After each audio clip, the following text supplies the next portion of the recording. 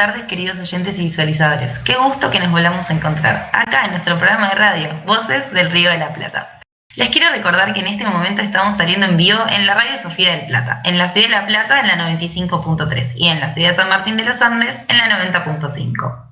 A su vez, en este momento me encuentro acompañada de mi co-conductora y productora general, Anita Fernández Ferro, y a quien les habla, Cata Scherini. ¿Qué tal, Anita? Muy buenas tardes. Y muy buenas tardes a todos nuestros oyentes y visualizadores.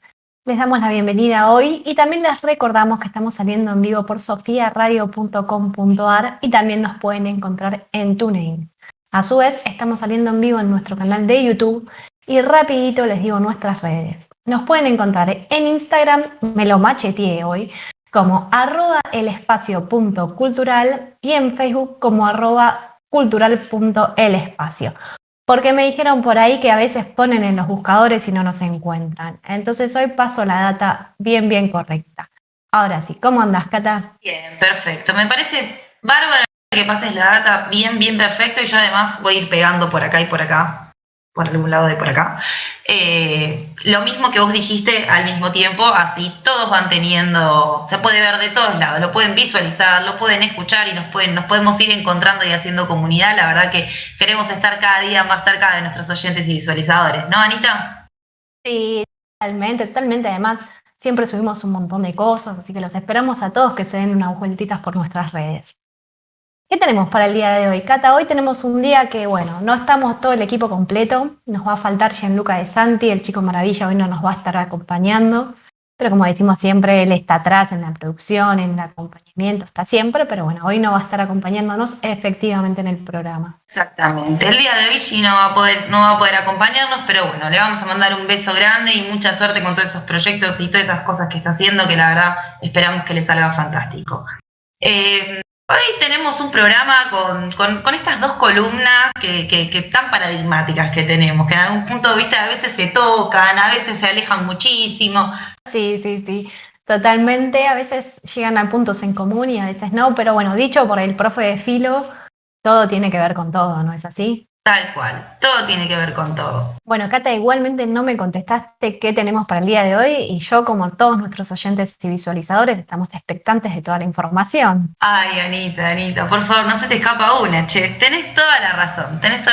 Bueno, primero lo vamos a tener al arquitecto Pablo Drogato, quien nos va a estar hablando un poquito más sobre el Tambría y en la ciudad de La Plata, en este momento específicamente, ¿no? Sí, así es, y como siempre les mandamos un beso enorme a toda la gente de la ciudad de La Plata y a toda la gente de San Martín de los Andes que siempre nos escuchan y hemos recibido varios mensajitos de aquellos pagos, así que les mandamos un beso enorme para todos. Perfecto. Y después tenemos la columna de Maurito, quien nos va a hablar de un filósofo del cual, pero no tanto, que creo que es Crichton. Que nos va a estar hablando un poco el día de hoy, que como bien decís, Cata, él en su momento nos había contado una pequeña anécdota, porque Crichton era muy amigo de Sócrates, pero bueno, hoy estoy ansiosa, nos estoy contando todo yo. Lo vamos a esperar a nuestro licenciado Mauro González que nos cuente él lo que nos trajo para el día de hoy. Dale, Anita, me parece bárbaro. Bueno, entonces vamos a presentar este primer bloque y ya damos comienzo. Me parece perfecto. Perfecto. Presenta el siguiente momento Polarizados Pit Stop, una empresa dedicada a los polarizados de edificios y automóviles. Como les digo siempre, si quieren buscar al equipo en redes, ya saben, tanto en Instagram como en Facebook, @pitstop.polarizados. Y ahora sí, muy buenas tardes, arquitecto Trovato. ¿Cómo anda el día de la fecha? Hola, ¿cómo andan? Todo bien, ¿vos cómo andás? Muy bien. Acá en otra aventura más, otro episodio más de esta película. Tal cual. Y Parece bueno, la saga de nunca acabar, ¿no? no, hoy contento porque le comentamos a todos los que nos escuchan y los ven que generalmente acompañamos al programa con artículos, informes o algunas historias de cada uno de los temas. Y la verdad que este tema del tranvía tuvo mucho asidero, y en particular en nuestras redes en Facebook. Y a la gente le interesa mucho y bueno, vamos a ver si podemos hacerle una devolución y hoy en particular con el tranvía en la Ciudad de La Plata. Me parece perfecto, Pablo. Bueno, todo tuyo. Bueno, vamos a un poquito a retrotraernos al contexto, hacia el año 1880, a partir de que de alguna forma el tranvía se convierte en un medio de transporte público y su masificación produce transformaciones en diferentes aspectos de la vida urbana. Desde la transformación urbana, pasando por sus costumbres, su forma de vivir y expresiones culturales. Hacia 1885, en la ciudad de La Plata, va a dar la aparición la primera línea.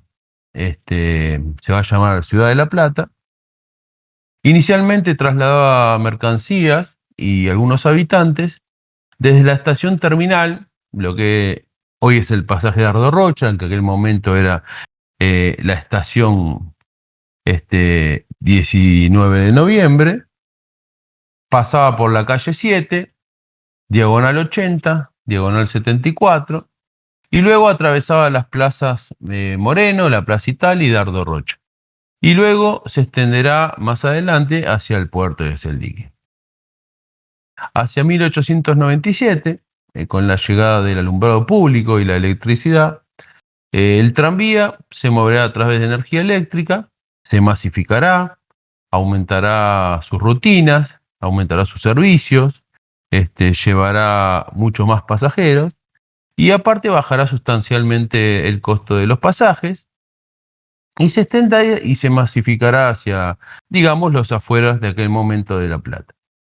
Y estas transformaciones, y en particular desde el momento de que se masifica, se electrifica y baja el precio del el boleto, va a generar y va a potenciar lo que se estaba dando en el país, lo que se llamó la famosa movilidad ascendente, que de alguna forma los obreros que en aquel momento trabajaban generalmente en la construcción de la ciudad de La Plata, que en aquel momento era polvorosa, y el resto trabajaban en los saladeros en el principio de lo que fueron luego los frigoríficos, tanto en Berisso como en Ensenada, en las cercanías del puerto.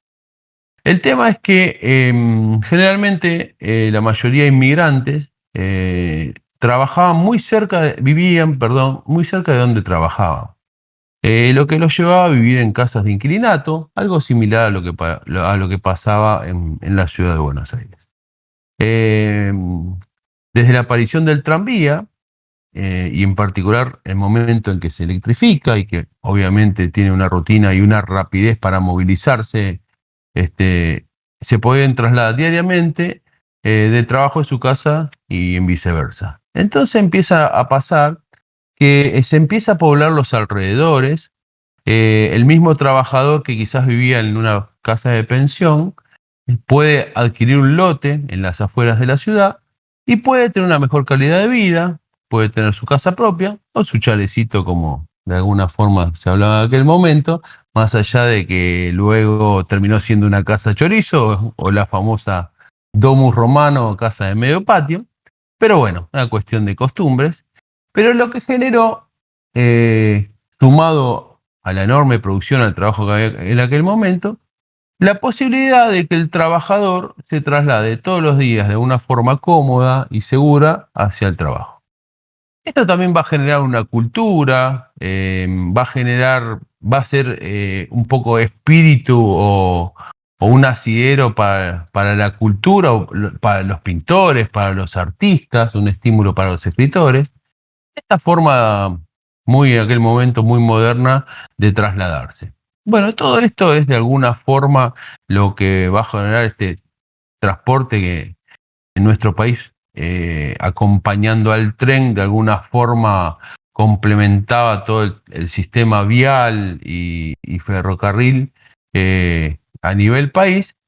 Va a ser una revolución que va a ir de la mano con la creación, instalación y desarrollo de la red telegráfica, que en conjunto van a ser los dos, de alguna forma, los dos grandes inventos de la modernidad o en pleno fulgor del capitalismo, y que va a generar estos cambios. Como vuelvo a repetir, de alguna forma síntesis, cambios materiales que tienen que ver con el desarrollo de la forma urbana, con la consolidación de los cascos urbanos y sus extensiones o sus alrededores, y por otro lado cambios en la vida inmaterial que tiene que ver con los usos y costumbres de este tan lindo y tan particular transporte. Excelente, Pablo, todo buenísimo. La verdad que sí, que a uno le dan ganas a veces de por ahí teletransportarse. ¿Cuántos serían? ¿60, 70 años atrás? ¿120 años atrás? Claro, sí, un poquito más, 140. 140 años atrás, tremendo. Bueno, no sé si tanto, pero a veces a uno le dan ganas, ¿no? De poder viajar en esos medios de transporte y ver lo que era realmente esa nueva posibilidad, el paradigma que abría el tranvía y esa idea de poder movilizarse en un pronto periodo, a unas horas más o menos estimadas y poder vivir en un lugar y ir a trabajar a otro. Esa separación del mundo del trabajo, del mundo de la casa, es importantísima y mismo es lo que capitaliza un poco, ¿no? Todo este periodo. Claro, y aparte, los primeros momentos, los fines de semana, luego de que se instala y de alguna forma hay 3 o 4 circuitos diarios, empieza a aparecer después el paseo, ¿no? Que es lo que vos decís.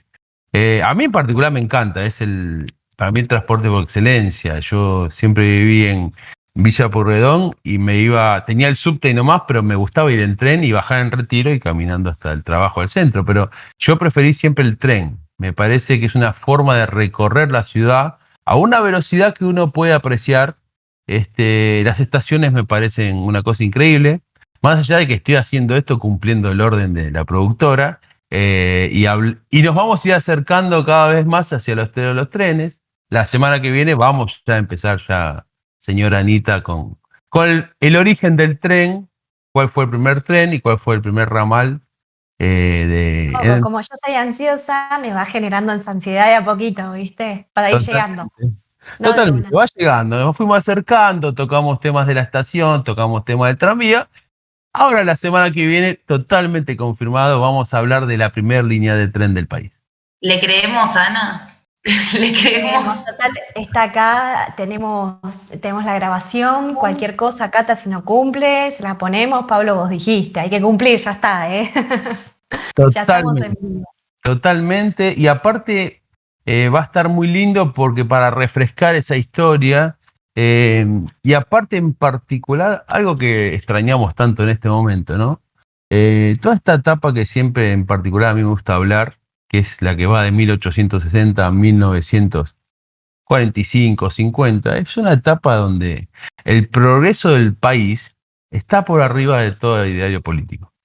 De alguna forma, más allá de si fueron de alguna forma los presidentes de la fundación, tanto Mitre, Sarmiento, Avellaneda, o después el primer partido, el PAN, Partido Autonomista Nacional, fundado por Roca, o después el radicalismo y después el peronismo, todos condujeron en transformar el país, en la producción y en el progreso. Y creo que es una añoranza, en algún momento poder volver a vivir alguna etapa así, y en particular de desarrollo, de avance y de inclusión social de calidad, ¿no?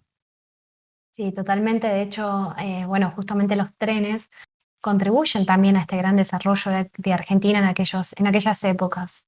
Quizás por eso a mí me gusta mucho hablar también de los trenes, más allá de que, como coincido con vos, Pablo, me encanta viajar en tren, me parece fascinante, y antes los vagones viejos, me encanta, siempre me pareció que tenía un encanto particular. Pero además, ¿cuántos pueblos se han generado y han nacido a raíz también de estas estaciones de trenes que se fueron generando con el transcurso del tiempo? Y lamentablemente, ¿cuántos pueblos han quedado también medios abandonados, ¿no? Cuando también se abandonó un poco este proyecto que estabas hablando vos, Pablo. Claro, porque la gran diferencia que tuvo, que aquel modelo, que inicialmente fue el modelo agroexportador, pero que después pasó a una etapa de sustitución de importaciones hacia 1910, y después vino una etapa en la que se intentó industrializar, el tren era la matriz de alguna forma, ¿sí? Donde se desarrollaba el resto de las actividades. Incluso la actividad agrícola en nuestro país venía ya de 150 años antes. No es que la actividad agrícola nació con el tren. Lo que pasa que la visión política de los políticos de aquel momento fue juntar, de alguna forma, potenciar la agricultura, desarrollando una cantidad de ciudades unidas por un tren, pero las ciudades estaban fundadas alrededor, ¿sí?, de los puntos neurálgicos de producción. Y por eso tuvieron tanto sentido, y por eso funcionó tan bien, y por eso también fueron de la mano con la fundación de un montón de ciudades, las cuales funcionaban, si bien en aquel momento todo unido de una forma conocéntrica hacia Buenos Aires, que quizás hoy sería diferente, pero era un proyecto integral. Un proyecto integral donde se fusionó el proyecto agrícola, de explotación agrícola, con el proyecto de desarrollo y vinculado a través del ferrocarril. Sí, Pablo, tal cual. Me parece que es un buen momento para hablar de estas cosas, para repensar sobre todo la forma en que se desarrolla la conectividad de la Argentina, lo importante que son estas redes. O sea, cuando hablamos de conectividad pareciera que estamos hablando de Wi-Fi y de otra cosa, digo, pero como nos es tan importante el Wi-Fi, tenemos que entender que la conectividad entre nuestros habitantes es igual de importante. Porque, bueno, ustedes lo dicen siempre, y bueno, yo también un poco, que cuando nos encontramos salen muchas más ideas que cuando estamos solos, que hablando con otros, que planteando los temas y hablando, se terminan saliendo ideas mucho más creativas que vienen a dar por ahí soluciones nuevas a problemas viejos.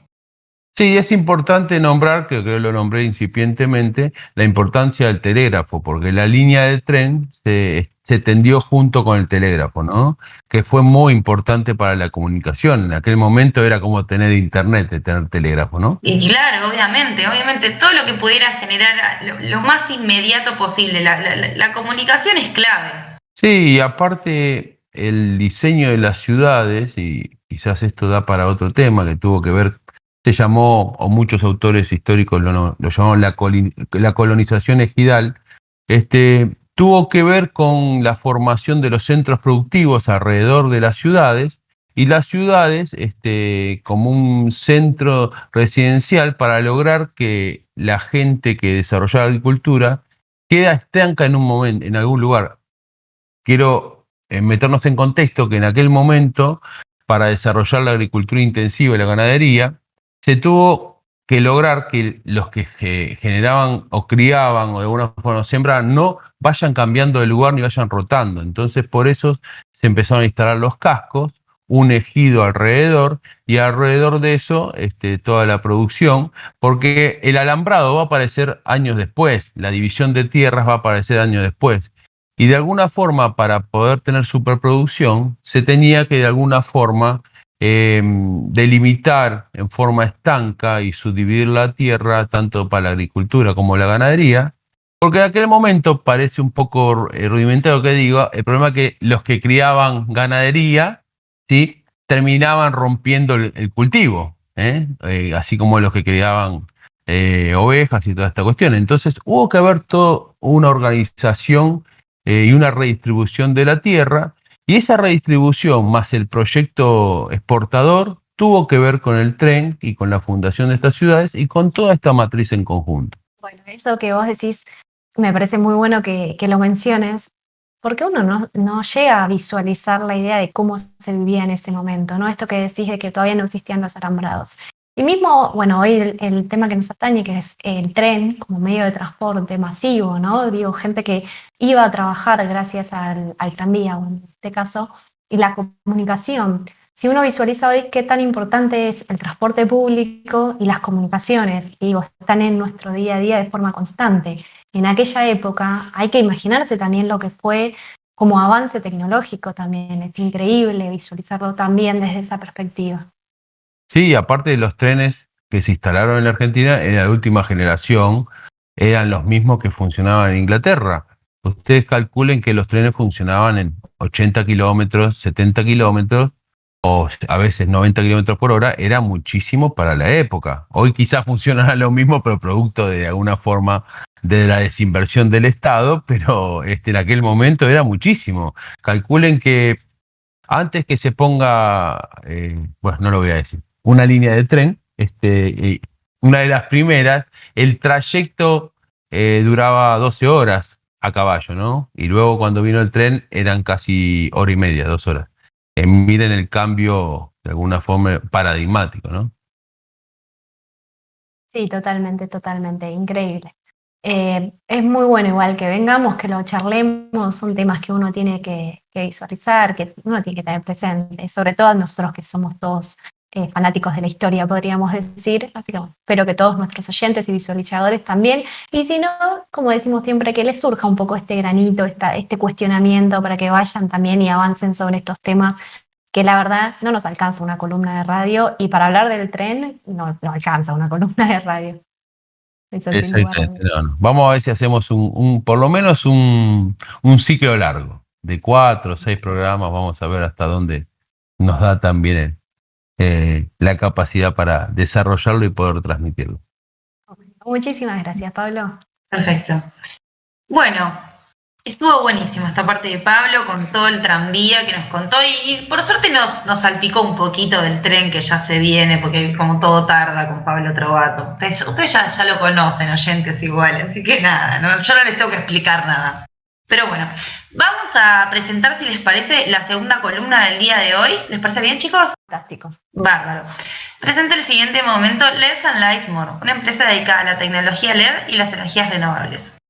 Como les digo siempre, si quieren buscar al equipo en redes, ya saben, tanto en Instagram como en Facebook, @LEDs and Lights More. Y ahora sí, presentado el momento, le damos la bienvenida a nuestro profe de filo, Mauro González. Hola. ¿Qué tal, Maurito?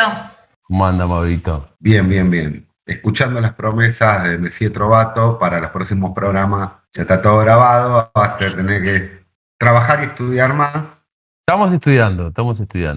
más porque vas a tener que convencer a las chicas de la promesa que acabas de hacer. Para el miércoles, no más tardar, espero tener la previa. La columna, La tenés columna. que mandar la columna en la producción. Bueno, te tomamos la palabra entonces todos.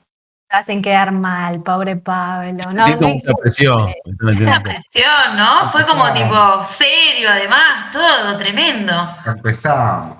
Mauro, cuando alguien no me entregue algo, te voy a mandar a vos a que se lo pidas. Él se comprometió, por eso vamos a estar todos expectantes. No, No, está muy yo bien.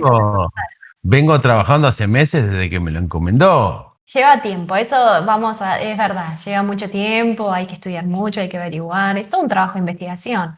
Digo, también para brindar la información hay que brindarla bien.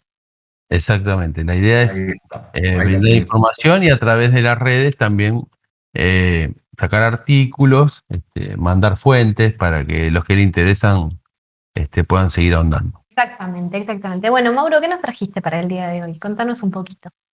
Bueno, para el día de hoy traje una columna que como la columna de Pablo va por diferentes rieles, por diferentes formatos, circulan por diferentes temas en realidad. No solo vamos a hablar de Critón, sino vamos a hablar de el Critón, vamos a hablar de la prosopopeya, vamos a hablar un poquito de cada cosa. Si me da lo que usted, que la productora es la que manda, por lo que vi. La que me manda a mí, a Pablo, lo hace trabajar a Pablo. Yo los hago trabajar a todos, la tengo a Cata también, que si yo no soy yo es Cata, así que acá trabajo ahí para todo el mundo. De hecho, que vengan, que nos pregunten qué trabajo le vamos a encontrar a todo el mundo. Ay, por favor, el que se quiera sumar, todos invitados y bienvenidos, chicos. Acá el trabajo sobra, lo que faltan son manos. Yo siempre lo digo. Exactamente, así que Mauro, cuando quieras, todo tuyo. Bueno, nació en el 469 a.C., como el mismo Sócrates. Se dedicaba a negocios relacionados con la agricultura y poseía una gran fortuna, que siempre puso a disposición de Sócrates. Probablemente de él salieran los fondos para pagar el rescate. Salió como fiador de Sócrates en su juicio, además de ofrecer una suma para cubrir la multa. Luego de que lo condenaron, ofreció costearle los gastos de su fuga. Estuvo acompañando a Sócrates en el día de su ejecución. Ese fue Critón. La obediencia al derecho. En el Critón de Platón, que en realidad es un libro, es un texto que se escribe en base a diálogos Se recurre a un interesante argumento utilitarista para justificar la obligación política de lo que en ese momento tenía el ciudadano de Atenas. El argumento sostiene que la violación de las leyes lleva a la destrucción de cualquier sistema jurídico y acarrea resultados perjudiciales para los miembros de la comunidad. No nos olvidemos que esta gente que estamos nombrando, estos filósofos conocidos, hacían como una especie de Twitter, podríamos decir, salvando las diferencias, porque tenían en sus momentos más complejos de sus vidas, tenían pensamientos y los volcaban en los papiros inmediatamente. El libro, el Critón, narra el encuentro entre Critón y Sócrates en prisión una vez dictada la sentencia a muerte a Sócrates. Este diálogo trata temas como la opinión de la mayoría, la justicia y las leyes. Lindos temas para tratar, ¿no? Cuando te dan la condena a muerte. Pero bueno, estos tipos iban más allá. El contexto histórico de Atenas, en ese momento, que había condenado a Sócrates más o menos en el año 399 a.C., había un estado de nerviosismo, pues se estaba viendo una restauración de la democracia que había sido dañada por luchas internas, cambios políticos y fracasos bélicos, que habían hecho caer a la famosa llamada Atena de Pericles, que en algún momento hablamos, por el arte y la difusión que le dio a eso, entre tantas cosas. Habían pasado 30 años de cambios constitucionales, guerras, revoluciones y pestes. Vivían en medio de un relativismo de ideas innovadoras introducidas por los sofistas en ese momento. En este libro, en este diálogo, Sócrates se encuentra en su celda esperando la ejecución, nada más ni nada menos. Y Critón va a visitarlo con la intención de ofrecerle una fuga que le permitiera salvar su vida y escapar de Atenas. Esto producirá un diálogo en el que Sócrates busca en realidad analizar si fugarse sería una acción justa o no. Ese era el dilema del tipo en ese momento, porque tenía todas las posibilidades para fugarse. E inclusive tenía las posibilidades ni siquiera de haber llegado a ser enjuiciado, se podría haber ido antes. Se trata de una decisión de vida o muerte para todos nosotros, pero parece que para Sócrates no. Este diálogo es un diálogo que se diferencia de todos los demás en cuanto no busca una definición general de un concepto ni de rechazar un razonamiento.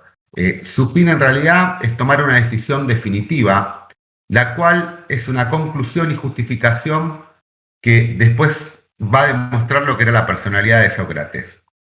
En este libro, el Critón narra el diálogo cara a cara de dos personas, de las cuales ninguna era Platón, que fue el que escribió el libro. Por lo tanto, este suceso pudo haberse informado por Critón, que eran todos filósofos amigos y estaban en ese momento de Sócrates. Se puede pensar que Platón se aprovechó en una situación de carácter privado de la conversación para darle perfección a la obra, con la fidelidad del pensamiento de su gran maestro, que era Sócrates.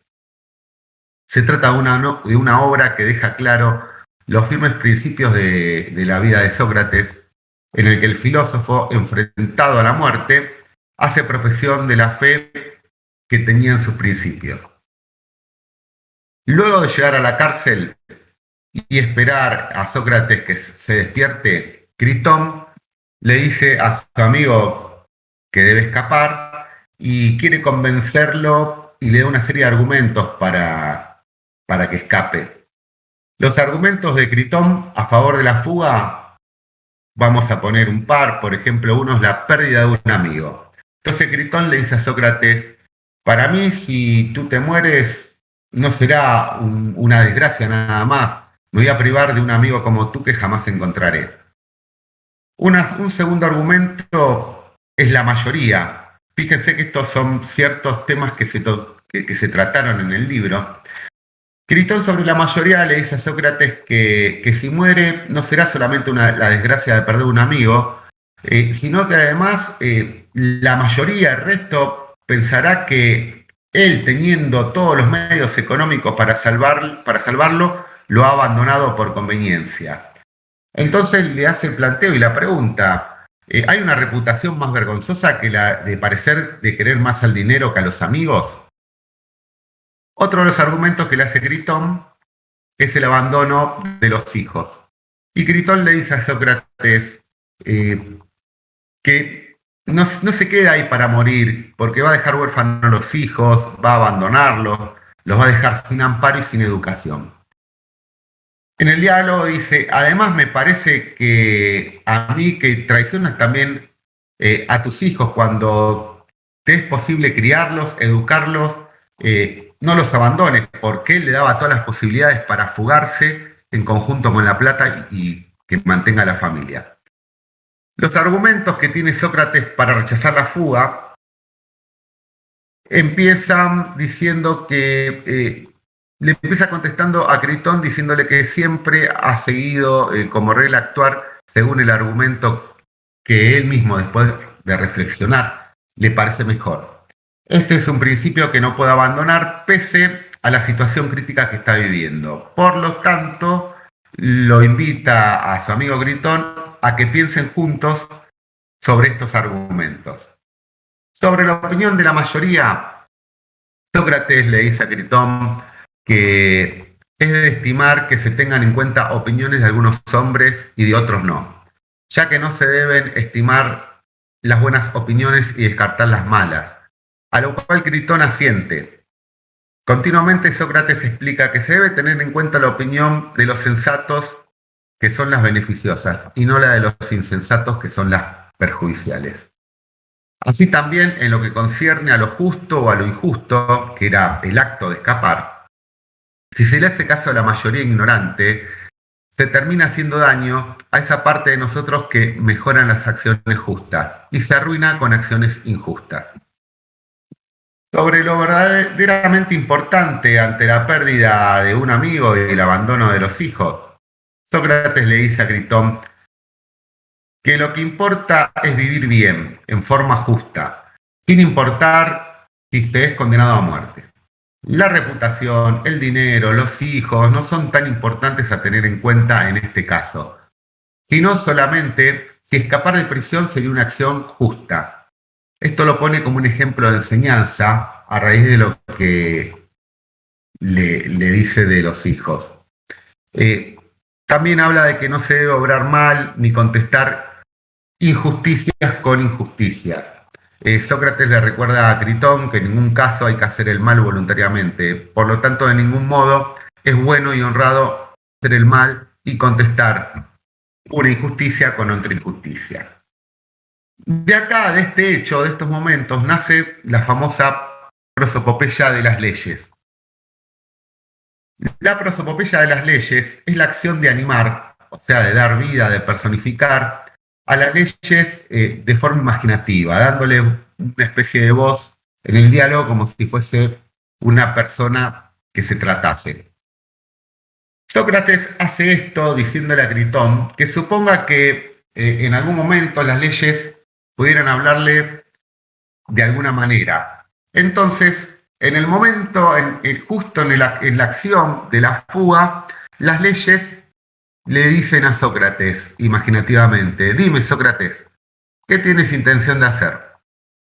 ¿No es cierto que por medio de esta acción que intentas tienes el propósito en la que de ti depende de destruirnos a nosotras y a toda la ciudad?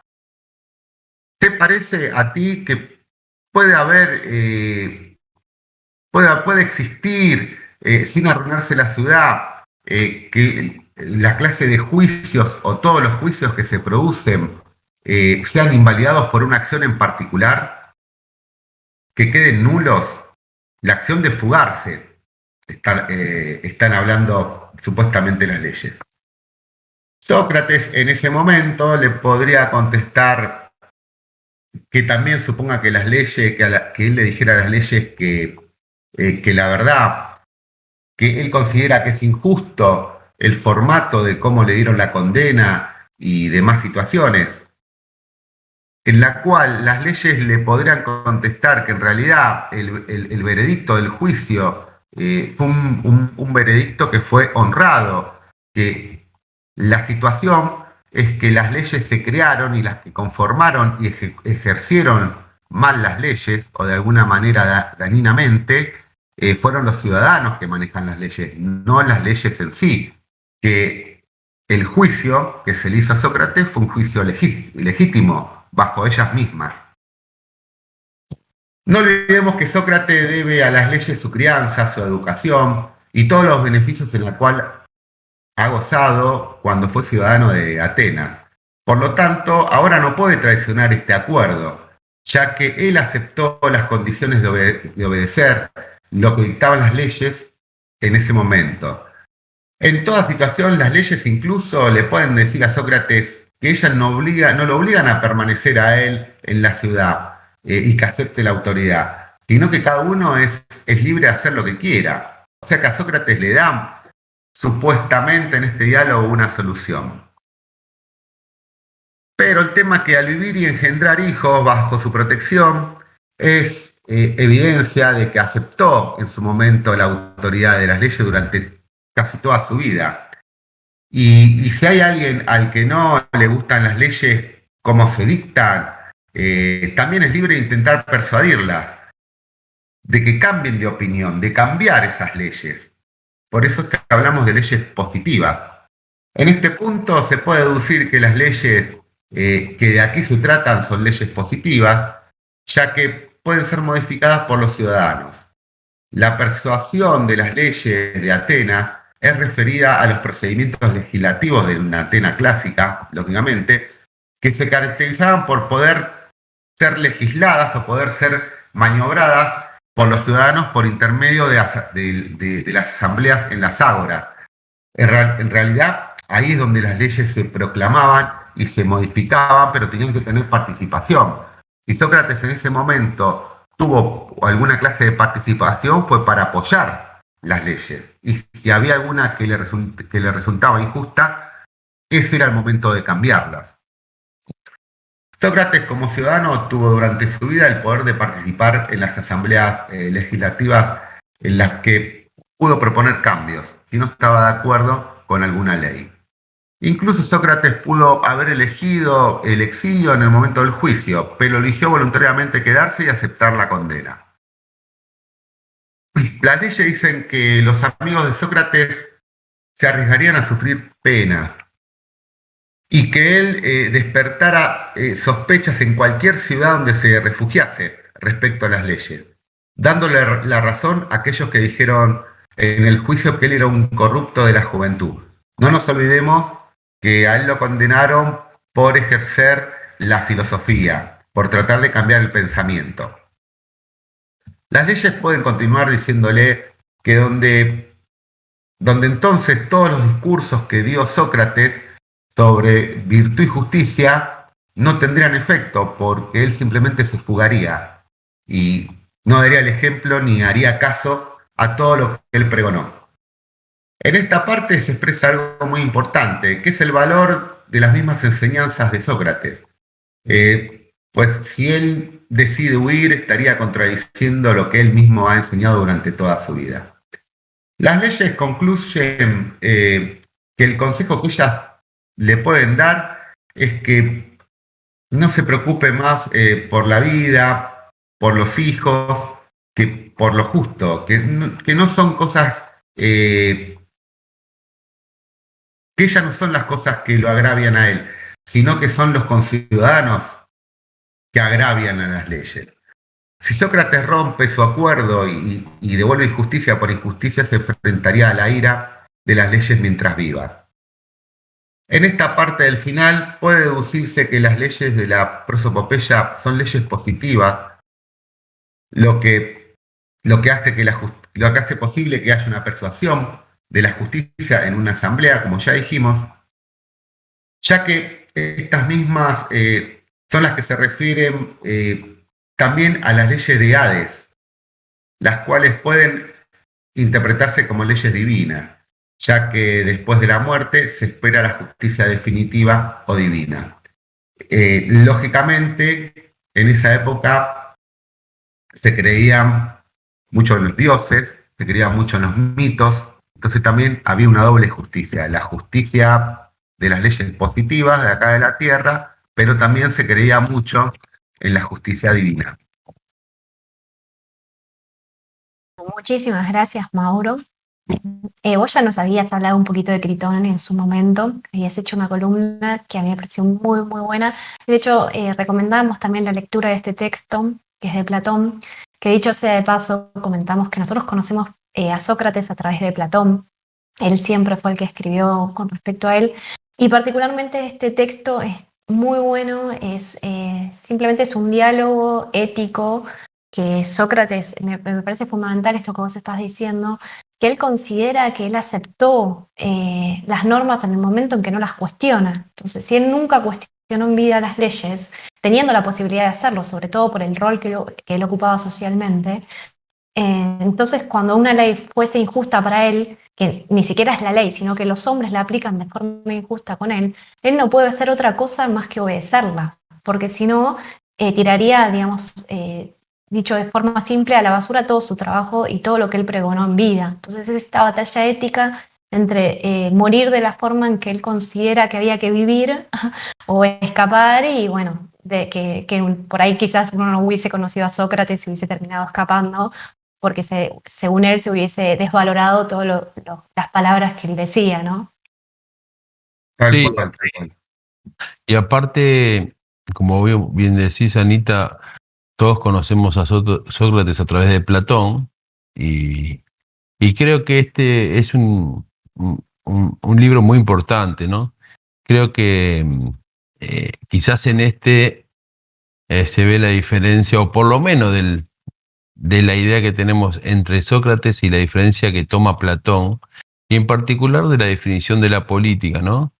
Donde de alguna forma Sócrates creía o pregonaba que la política era ética, y después Platón más adelante va a estipular, incluso va a enseñar y va a refutar, y en alguno de sus libros va a contar anécdotas donde de alguna forma contadas en parábola, donde incluso algún gran empresario y alguna eminencia de, de aquel momento de Atenas le va a explicar que la política es estética y la política no es ética, ¿no? Incluso en aquella charla donde un mercader le pregunta que estaba hastiado de la política y que no quería tener más nada que ver con la política, y Sócrates le va a responder a través de Platón que él que estaba bien, ¿sí? Lo que no le podía asegurar es que la política no se metiera con él, que él podía abandonar la política, pero no le aseguraba que la política se metiera con él y con sus bienes, ¿no? Obviamente. Me parece buenísimo todo el raconto, me parece que el libro hay que leerlo y da para pensar un montón de cosas. Incluso esa ambivalencia, ¿no?, que tenía Platón, ¿no? Según cuando uno lo lea y según el libro que lea, deja una cantidad de experiencias y enseñanzas fabulosas. En realidad este pequeño reconto, esto que acabamos de ver y de charlar, o este monólogo, da para que cada uno tome. Yo por ejemplo, lo que me quedé es: el tipo se está por morir y terminan hablando del concepto de la mayoría, desde lo político, como dijo Pablo, terminan hablando de lo justo o de lo injusto. Es decir, el tipo tenía la posibilidad de no estar ahí y estaba ahí, le estaban por dar el brebaje para morirse, y estaba hablando de cosas éticas, y no estaba viendo de qué manera salía de ahí, se fugaba, se iba, o a dónde se escapaba para que no lo encuentren. No, y bueno, aparte de alguna forma son esos próceres, digamos, casi hoy internacionales, de alguna forma que han enseñado con su vida, que hoy en particular son tan necesarios, pero estaba claro de que si Sócrates en aquel momento aceptaba de alguna forma ir en contra de lo que programaba, más allá de que ellos pensaban en otro tipo de vida luego de la muerte, estaría pensando en dejar de ser en sus últimos días, no iba a dejar de ser quien fue, ¿no? Y la Le felicidad plena, era la pasó- felicidad plena morirse, pero igualmente, no sé si tenías ganas de acceder a la felicidad plena de esa manera. Bueno, eran idealistas y se me veía a la cabeza un montón de personajes y de alguna forma personajes de buen sentido, eminencias, próceres, intelectuales, yo qué sé, Tomás Moro, por ejemplo, y muchos que en el ocaso de su vida, generalmente, se les plantea, o el poder quizás les plantea que tenían que de alguna forma doblarse, y la enseñanza, y quizás no estaríamos hablando hoy de esto si Sócrates hubiese tomado otra decisión, ¿no? Probablemente tengas razón, Pablo, porque creo que hay algo en común entre todos estos sujetos y humanos que fuiste nombrando, que es que tienen la preponderancia de ser grandes educadores. Y desde mi perspectiva, los mejores educadores son los que predican y enseñan con el ejemplo. Me parece que en algún punto creo que han tenido en común eso y sobre todo en este caso, el caso que trajo Mauro el día de la fecha. Sí, después vamos viendo cómo va cambiando, pero una época ideal, ¿no? Por eso seguimos hablando, han pasado siglos y siglos y seguimos hablando de ellos porque de alguna forma marcaron la vida entre los humanos, como le gusta decir a Cata, porque después van a aparecer otros, pero no sé, no estoy muy convencido de que de la vida moderna y los cambios de los nuevos intelectuales hayan generado lo mismo que generaron esos tipos. Por ejemplo, Maquiavelo sería totalmente al revés de Sócrates, ¿no? Bueno, y ni hablar Galileo Galilei, el primer hombre moderno, quien dice, bueno, vos me querés matar, bueno, está bien, la Tierra es plana, sí, sí, está al revés, no hay problema, lo que vos digas, no pasa nada. Yo lo que diga no va a cambiar lo que ocurre. Pero bueno, ya ahí estamos mucho más adelante. Totalmente, yo creo que realmente a mí me ha pasado eso que estaban diciendo de que, o me pasa generalmente, con mi Géminis, de que divago bastante, de muchas veces cuando estoy leyendo, investigando algo, inventarme viviendo ahí, cómo sería la vida de aquellas épocas, ¿no? Y incluso qué personaje o en qué personaje me gustaría encarnar de aquella época, ¿no? Y fíjate que no se Divertido. Che, ¿y si peleaban, hacemos una fiesta de disfraces histórica? Tipo, nos tenemos que vestir de personajes.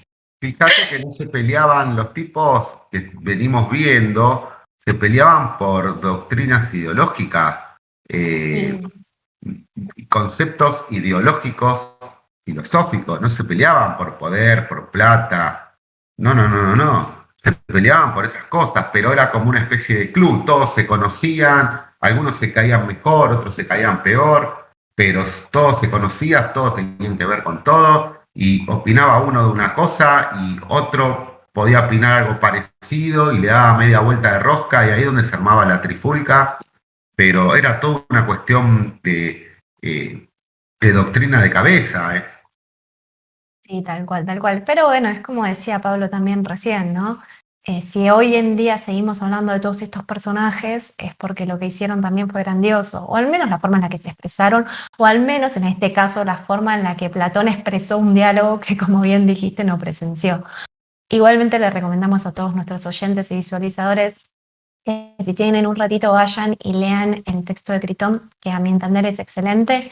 Igualmente, Mauro, te felicito, ahondaste perfectamente en todas las cuestiones que trabajan al respecto. Y bueno, chicos, les súper agradezco su participación en el día de hoy. Chao, hasta Un luego. beso gigante. Chau, Gracias. chicos. Muchas gracias. Bueno, Cata, como digo siempre, no importa si somos 3, si somos 4, si somos 5, siempre nos quedamos cortos de tiempo, con ganas de más y de seguir hablando un ratito, pero bueno, lamentablemente ya se nos acabó. Sí, Anita. Igual no somos 4, mirá, somos 4 y una gata. Ya esa Tomasa ahí está como quiere. Tremendo. Se tuvo que subir acá. Es que a mí me va hablando y ella quiere hablar, ¿viste? Ella quiere participar, es como la madre. Sí, tal cual, todo el día. Todo el día hinchando, igual que yo. Pero bueno, Anita, como decís, el tiempo es tirano, se nos está acabando, pero no quiero dejar de recordarle a nuestros oyentes y visualizadores que en este momento seguimos saliendo en vivo en la Radio Sofía del Plata. En la ciudad de La Plata en la 95.3 y en la ciudad de San Martín de los Andes en la 90.5. Y como te pregunto, ¿dónde más? Estamos saliendo en vivo por sofiaradio.com.ar y también nos pueden encontrar en TuneIn. También estamos saliendo en vivo en nuestro canal de YouTube, El Espacio Cultural, y les recuerdo nuestras redes. Nos pueden encontrar en Instagram como @elespacio.cultural y en Facebook como @cultural.elespacio. Dicho esto, nos vemos el próximo jueves a las 18 horas en Voces del Río de la Plata.